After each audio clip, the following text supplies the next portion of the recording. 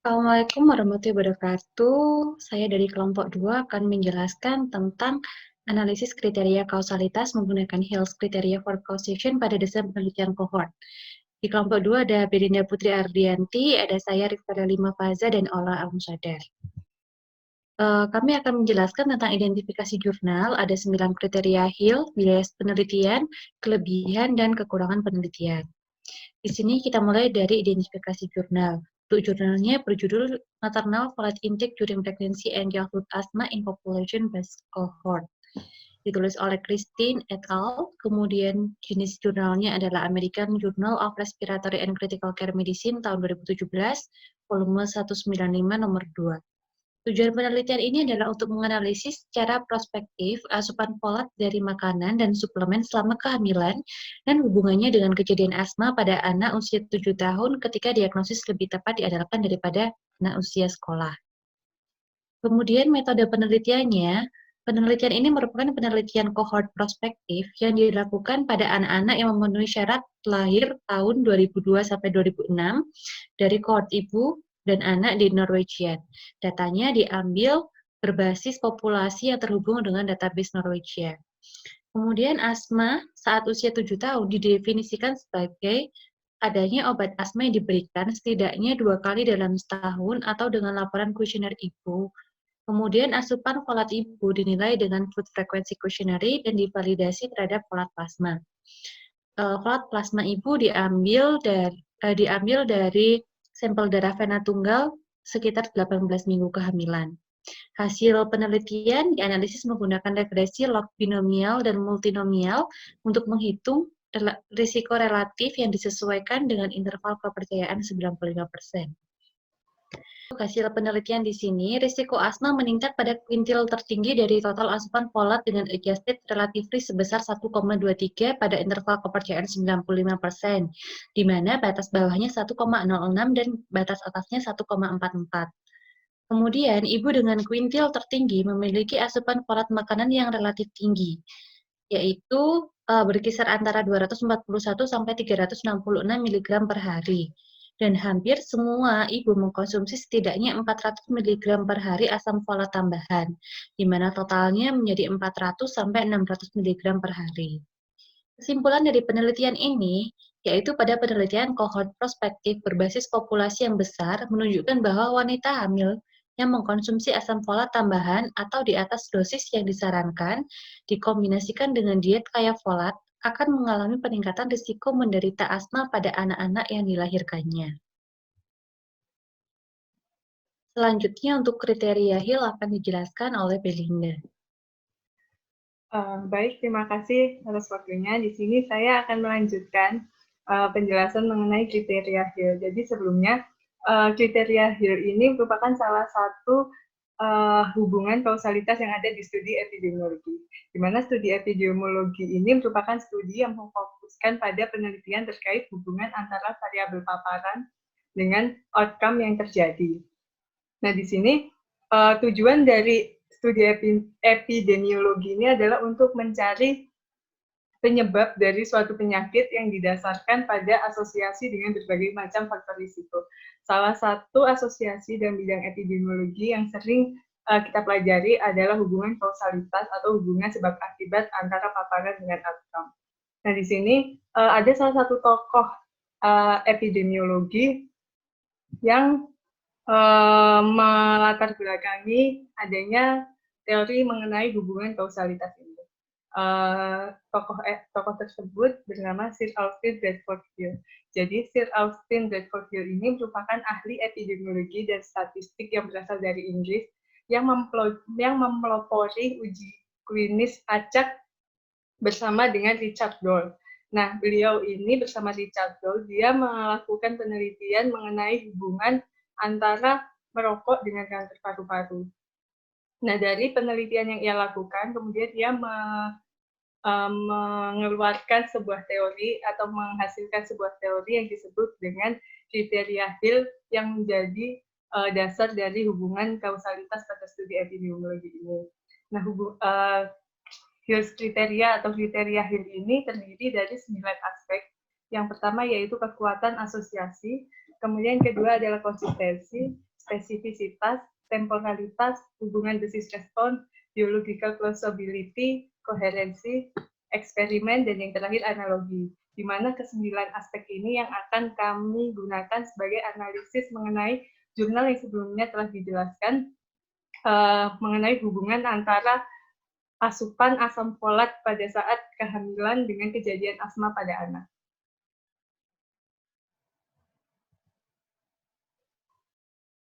Nah, di sini saya akan menjelaskan mengenai kriteria Hill yang pertama, yaitu mengenai kekuatan asosiasi. Jadi kekuatan asosiasi di sini memiliki pengertian bahwa asosiasi yang kuat cenderung dapat dikatakan sebagai hubungan sebab akibat dibandingkan dengan asosiasi yang lemah.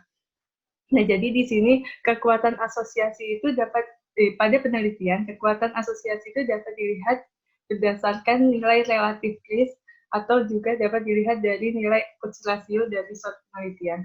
Nah, dari penelitian yang kami analisis, nah di sini ada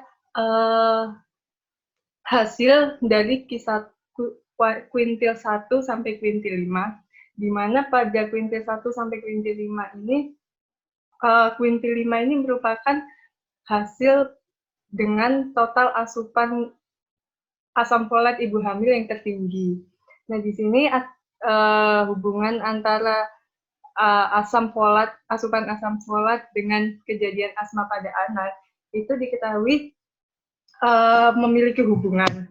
Jadi dengan pada hasil penelitian ini dilihat dari hasil RR-nya atau relative risk-nya, itu diketahui bahwa adjusted RR-nya itu 1,23, di mana CI-nya itu 1,06 sampai 1,44. Jadi dapat dikatakan bahwa ada hubungan antara asupan asam folat dengan kejadian asma pada anak. Jadi asupan asam folat yang tinggi itu akan cenderung memiliki resiko sebesar 1,23 kali terhadap kejadian asma pada anak. Nah, di sini berdasarkan dari Monson tahun 1990, nah ini diketahui bahwa ketika rasio itu antara 1,2 sampai 1,5 itu dapat dikatakan bahwa kekuatan asosiasinya itu lemah. Jadi dapat disimpulkan bahwa hubungan antara tingginya asupan asam folat pada saat kehamilan dengan kejadian asma pada anak di usia 7 tahun yang diteliti pada jurnal ini itu memiliki hubungan yang lemah.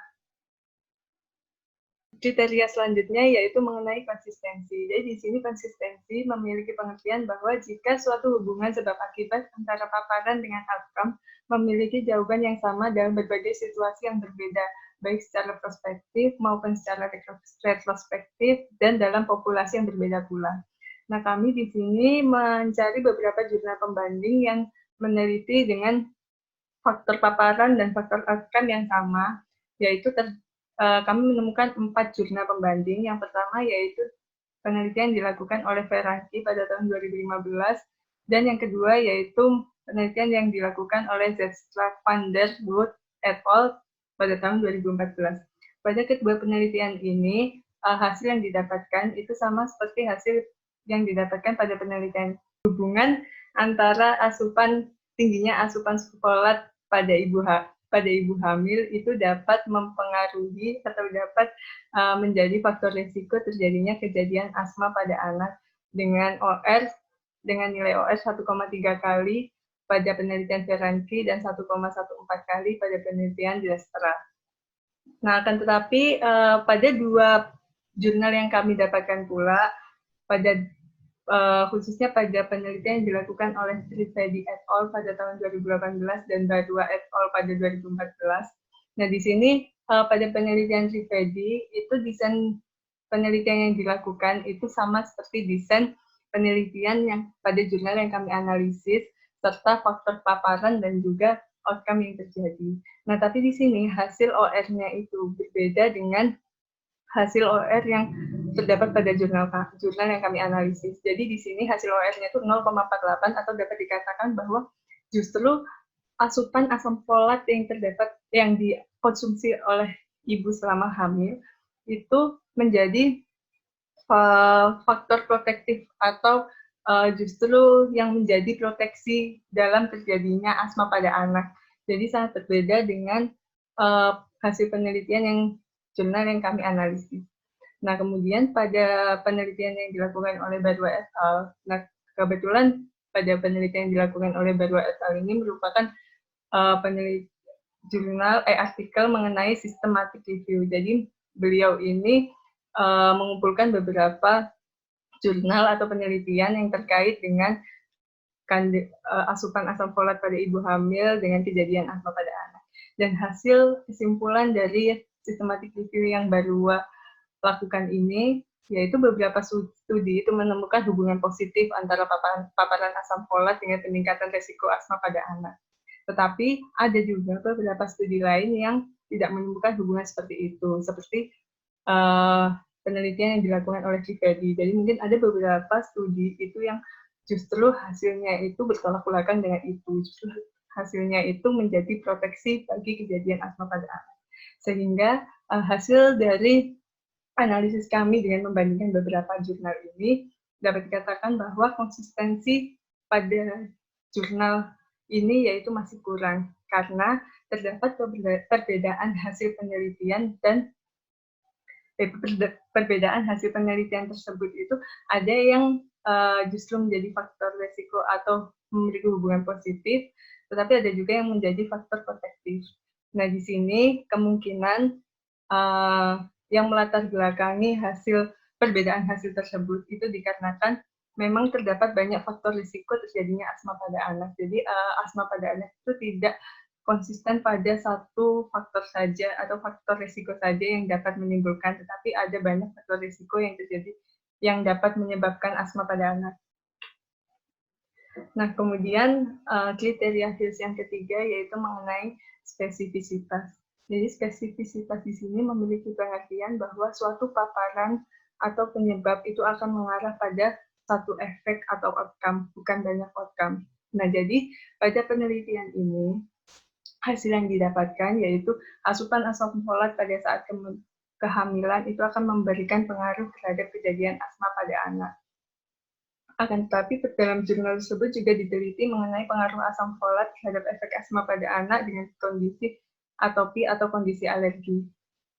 Nah, kemudian kami mencari beberapa jurnal pembanding yang membahas mengenai beberapa faktor risiko yang terjadinya asma pada anak. Dan di sini kami menemukan bahwa banyak sekali faktor yang dapat menyebabkan kejadian asma pada anak, seperti kondisi orang tua yang juga mengalami asma, atau paparan asap rokok pada saat ibu mengalami menjadi hamil. Kemudian ada faktor risiko mengenai kondisi bayi prematur, alergi rinitis, riwayat eksim, dan alergi makanan. Nah, dari beberapa faktor risiko ini, sehingga dapat disimpulkan pada kriteria ini bahwa jurnal yang kami analisis ini tidak dapat memenuhi kriteria Hills yang mengenai specificity ini. Dikarenakan ternyata banyak sekali faktor risiko seperti yang awal saya katakan tadi bahwa terjadi banyak faktor risiko yang dapat menyebabkan kejadian asma pada anak, sehingga tidak fokus pada satu paparan atau satu faktor penyebab yang dapat menimbulkan outcome. Kriteria Hills yang keempat yaitu mengenai temporalitas. Di sini temporalitas yaitu paparan harus mendahului hasil atau dapat dikatakan sebelumnya terjadi suatu outcome, maka harus didahului oleh paparan atau exposure. Nah, dalam penelitian yang dilakukan oleh yang kami analisis ini pada tahun 2017, diketahui bahwa desain penelitian yang digunakan dalam penelitian ini adalah prospective cohort. Nah, seperti gambar yang tertera pada slide ini, nah jadi prospective cohort ini merupakan penelitian yang memang didahului oleh suatu populasi yang memang tidak diketahui bagaimana efeknya pada saat masa yang akan datang, sehingga peneliti ini mengikuti perjalanan dari suatu populasi atau sampel yang digunakan selama kurun waktu tertentu dan dilihat bagaimana outcome yang terjadi. Jadi pada penelitian ini tuh dibagi menjadi 2 kelompok, ada kelompok terpapar dan kelompok tidak terpapar. Nah, dari 2 kelompok ini, peneliti itu akan melihat bagaimana outcome yang terjadi pada 2 kelompok ini. Pasti ada yang terjadi outcome yang mungkin penyakit atau tidak sakit, dan belum tentu yang tidak terekspos ini juga tidak sakit aja, pasti juga ada yang sakit. Jadi dari penelitian itu memang yang diawali dengan paparan yang belum terjadi outcome, dan kemudian sampel itu akan diikuti dalam kurun waktu tertentu hingga outcome-nya itu dapat terjadi. Kriteria Hills yang selanjutnya yaitu mengenai dose-response relationship atau hubungan antara dosis dan respon. Nah, di sini maksud dari dose-response relationship adalah paparan yang lebih tinggi terhadap faktor A dapat mengakibatkan insiden penyakit E yang lebih tinggi. Atau dapat dikatakan bahwa ketika dosis itu semakin tinggi, maka respon itu juga dapat memberikan pengaruh. Jadi di sini tapi respon itu tidak selalu berhubungan positif dengan dosis. Jadi ketika dosis naik, respon naik. Tapi bisa jadi dosis naik, respon turun, tetapi itu tuh konsisten seperti itu. Nah, dalam penelitian yang kami analisis ini dapat dilihat bahwa semakin tinggi asupan asam folat, itu adjusted rate-nya, adjusted relative risk-nya itu semakin tinggi, yaitu pada pada Q2 itu sampai Q4 itu dapat dikatakan bahwa tidak dapat disimpulkan karena CI-nya atau confidence-nya itu melewati angka 1, sehingga dapat dikatakan bahwa itu tidak dapat disimpulkan atau tidak ada pengaruhnya. Tetapi pada Q5, ketika dosis asupan asam folatnya itu semakin tinggi, maka memberikan pengaruh terhadap kejadian asam folat yang juga semakin tinggi, yaitu 1,23 kali. Selanjutnya, saya akan menjelaskan tentang biological plausibility, di mana biological plausibility ini menerangkan tentang konsep dasar dari integrasi data yang menyiratkan bahwa epidemiologi dan biologi harus berinteraksi dan menjelaskan hubungan kepentingan serta terdapat kekonsistenan dengan pengetahuan terkini tentang etiologi dan mekanisme penyakit. Jadi harus ada hubungannya antara mekanisme terjadinya penyakit yang rasional. Di sini biological plausibility masih belum diungkapkan dengan jelas, tetapi di sini ditunjukkan dengan ibu hamil yang mengkonsumsi asam folat lebih dari yang dianjurkan atau lebih dari 400 mg per hari, dikaitkan dalam peningkatan risiko infeksi saluran pernapasan pada anak yang dilahirkannya pada usia 18 bulan sampai dengan usia 3 tahun. Nah, tetapi di sini tidak ada mekanisme patogenesis untuk menerangkan. Di sini juga dijelaskan oleh peneliti bahwa dari beberapa penelitian pun juga tidak menjelaskan hubungan yang jelas antara efek dari konsumsi asam folat terhadap kejadian asma pada anak.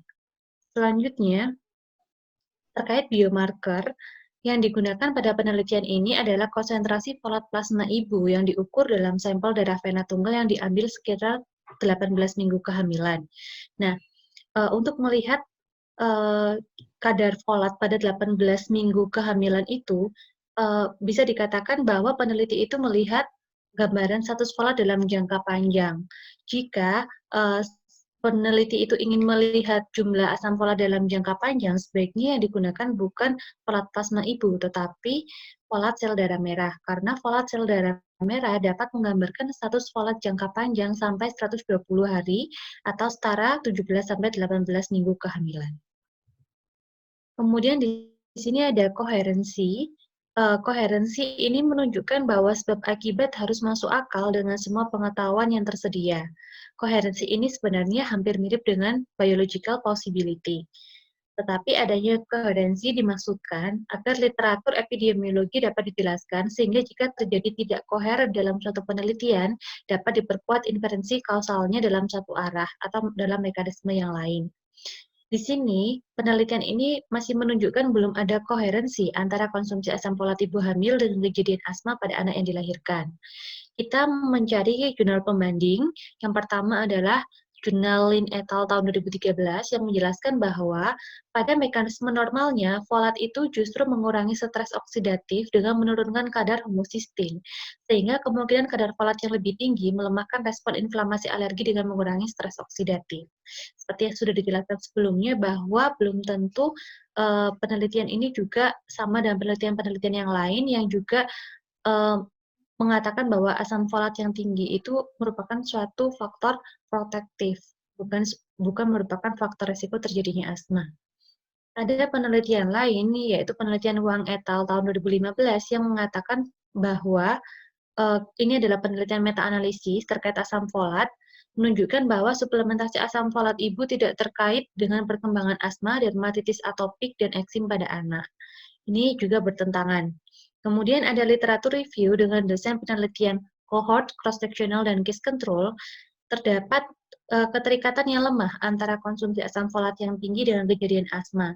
Tetapi pada beberapa penelitian yang lain, konsumsi asam folat yang berlebih juga dapat meningkatkan risiko infeksi saluran pernafasan bawah. Jadi ada beberapa penelitian yang juga menyatakan sama dengan penelitian ini dan ada yang berbeda dengan penelitian ini. Selanjutnya adalah analogi.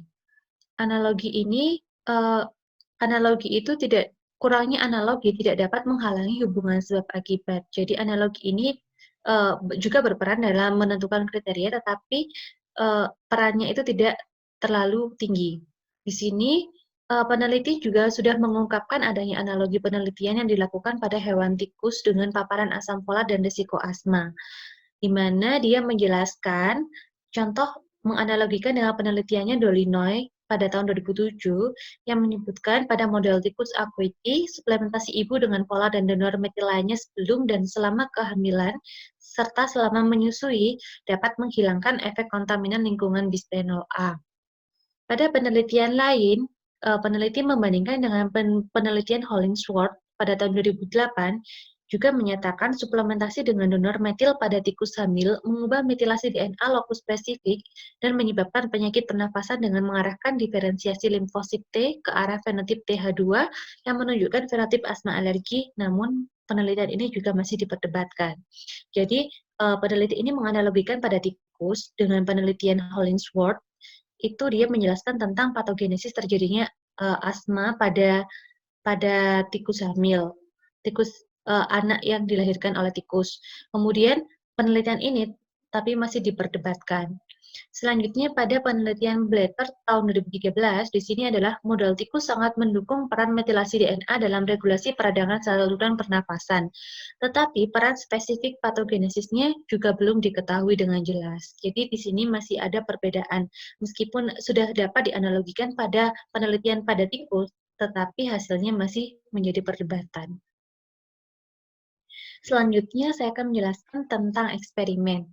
Pada jurnal ini menggunakan perspektif cohort, di mana penyakit itu dapat diketahui ketika kita itu melihat exposure dalam jangka waktu tertentu. Di sini kekuatan dari penelitian cohort itu dapat dikatakan masih tinggi karena di sini peneliti mengamati risiko adanya asma itu sejak anak masih dalam kandungan, yaitu dia dilihat dari asupan asam folat dari serum darah ibu. Kemudian di sini ada penelitian cohort yang digunakan itu mempunyai temporal framework, jadi dapat meningkatkan kekuatan asosiasi daripada penelitian case control atau cross-sectional. Selanjutnya, penelitian cohort ini juga dapat mendukung adanya kekuatan hubungan yang dapat diketahui dengan subjek yang dipilih itu sudah didasarkan pada keterpaparan dari asam folat tadi. Jadi ada ibu dengan asam folat yang rendah, ada ibu dengan asupan asam folat yang normal dan asupan asam folat yang tinggi. Namun pada penelitian cohort ini dibutuhkan sampel yang banyak dan potensialnya itu waktu yang dibutuhkan lama dan membutuhkan biaya yang mahal. Selanjutnya ada bias pada penelitian. Yang pertama adalah bias seleksi, di mana di sini ini biasanya didasarkan pada pemeriksaan dokter dan hanya dilihat dari obat yang dikonsumsi, obat asma atau obat yang dapat mengobati saluran pernafasan pada 12 bulan atau dalam waktu 7 tahun penelitian. Kemudian di sini ada bias informasi, di mana bias informasi ini terkait dengan adanya loss to follow up pada sampel penelitian yang dilakukan selama 7 tahun. Jadi dalam 7 tahun itu dimungkinkan ada sampel yang loss to follow up. Kemudian di sini ada classification bias, di mana di sini kan diklasifikasikan menjadi kuantil 1 sampai kuintil 5, di mana pada reference yang dipakai oleh peneliti ini mengatakan bahwa asupan lebih dari 400 mili harusnya itu sudah dapat dikatakan sebagai asupan yang tinggi. Tetapi di penelitian ini, asupan yang tinggi adalah di atas 578 mikrogram. Pada penelitian ini, asupan 400 gram masih dikategorikan pada kuintil keempat, sehingga dapat menimbulkan perspektif bahwa asupan di atas 400 itu dia dapat dikatakan normal. Jadi ada classification bias-nya. Kemudian untuk strength of study akan dilanjutkan oleh Belinda. Baik, selanjutnya setelah kami jelaskan mengenai beberapa kriteria HILS yang 9 kriteria HILS tersebut, di sini kami juga akan menganalisis yang menjadi kekuatan dari studi atau artikel yang kami analisis. Jadi di sini terdapat 3 kekuatan pada jurnal yang kami analisis, yaitu yang pertama, pada studi ini itu menggunakan Food Frequency Questionnaire atau FFQ yang sudah tervalidasi untuk mengestimasi total folate intake dari makanan dan juga suplemen. Nah, ini dapat dikatakan bahwa ini lebih unggul dibandingkan jurnal-jurnal lain karena dari beberapa penelitian yang terkait dengan asupan folat dan juga kejadian asma, ini rata-rata mereka hanya menggunakan perhitungan bagaimana penggunaan suplemen atau konsumsi suplemen dan juga food intake yang dikonsumsi oleh ibu saja, jadi tidak menggunakan FFQ. Kemudian kekuatan yang kedua yaitu studi ini itu menggunakan sampel dengan besar sampel yang cukup besar, yaitu 1.900 dengan 1.901 kasusnya. Nah, jadi di sini dapat dikatakan bahwa ini menjadi kekuatan dari jurnal tersebut karena dengan semakin besar sampel itu dapat mengurangi bias yang terjadi. Nah, kemudian kekuatan yang ketiga yaitu mengenai confounding variable atau variabel confoundingnya. Nah, jadi pada penelitian ini itu dilakukan pengontrolan terhadap variabel confounding. Jadi beberapa variabel confounding di sini juga ikut dianalisis dalam analisis statistiknya yang dapat menyebabkan kejadian asma pada anak. Nah, di sini confounding variabel yang ikut dianalisis itu mengenai beberapa variabel-variabel yang ikut berpengaruh langsung terhadap kejadian asma pada anak.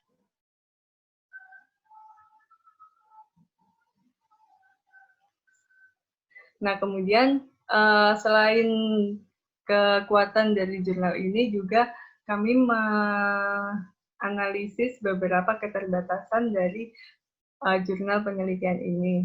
Dan di sini terdapat 2 limitation atau keterbatasan dari penelitian ini, yaitu yang pertama, penelitian ini hanya mengklasifikasikan asma itu berdasarkan pemeriksaan secara klinik. Jadi di sini seperti kejadian alergi, klasifikasi alerginya itu yang diteliti itu hanya 2, yaitu alergi terhadap polen dan alergi terhadap hewan. Nah, padahal sebenarnya kejadian alergi ini yang menyebabkan asma itu banyak sekali penyebabnya. Nah, tapi di sini itu yang dilakukan peneliti, yang dimasukkan dalam penelitian itu yang diteliti itu hanya alergi pada polen dan juga alergi pada hewan. Nah, kemudian yang kedua, limitation yang kedua yaitu mengenai perbedaan